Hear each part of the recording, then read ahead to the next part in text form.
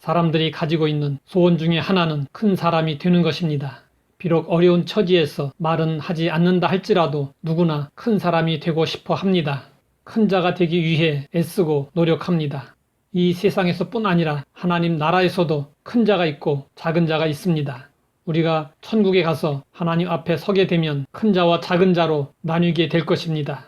그런데 하나님 나라에서의 큰 자와 작은 자는 세상에서의 기준과는 전혀 다릅니다. 하나님 나라에서는 이 세상에서 유명했다거나 높은 위치에 있었던 것은 아무 의미가 없습니다. 우리가 늘 염두에 둬야 할 판단은 사람들의 판단이 아니라 하나님의 판단입니다. 언젠가 우리 모두 하나님 앞에 서게 될 것입니다. 그때 우리가 하나님 앞에서 어떤 판단을 받을 것인지 생각하며 산다면 우리의 신앙생활은 더욱 아름다워질 것입니다. 성경에는 노아, 아브라함, 요셉, 모세, 여호수아, 다윗, 엘리야, 다니엘 등 하나님 앞에서 큰 자로 평가될 수 있는 많은 신앙 위인들이 나오고 있습니다. 그런데 놀랍게도 예수님은 세례 요한을 보고 여자가 낳은 사람 중에 세례 요한보다 큰 이가 일어남이 없도다 라고 말씀하셨습니다. 그러면 세례 요한이 어떻게 살았기에 예수님에게 이러한 인정을 받을 수 있었을까요? 세례 요한은 자신과 예수님을 비교하여 이렇게 말했습니다.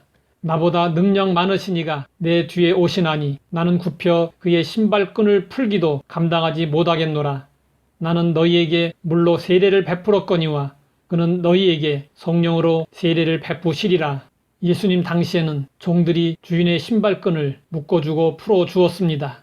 요한의 고백은 자신이 예수님의 종노릇하는 일도 감당하기 버겁다는 것입니다. 자기는 지금 물로 세례를 주고 있지만 예수님은 성령으로 세례를 주실 것이라고 했습니다. 그는 예수님을 높이고 예수님을 드러내는 것만으로 만족했습니다. 예수님은 말씀하셨습니다. 그러므로 누구든지 이 어린 아이와 같이 자기를 낮추는 사람이 천국에서 큰 자니라. 예수님의 제자들이 누가 더 큰 자인가 하는 문제를 가지고 옥신각신할 때 예수님은 어린아이를 안으시고 어린 아이와 같이 자신을 낮추는 자가 천국에서 큰 자라고 하셨습니다. 세례 요한이 회개를 선포하자 사람들은 요한을 선지자로 알고 그를 따랐습니다. 수많은 사람들이 회개하고 돌아오는 엄청난 수적인 부흥이 일어났습니다. 세례 요한의 인기는 점점 높아졌습니다. 그러나 요한은 흥분하지 않았습니다. 크고 화려한 꽃들은 대개 열매를 맺지 않습니다. 반면에 열매 맺는 꽃들을 보면 꽃들이 아주 작고 소박합니다. 자신이 주인공이 아니라는 사실을 알기 때문입니다.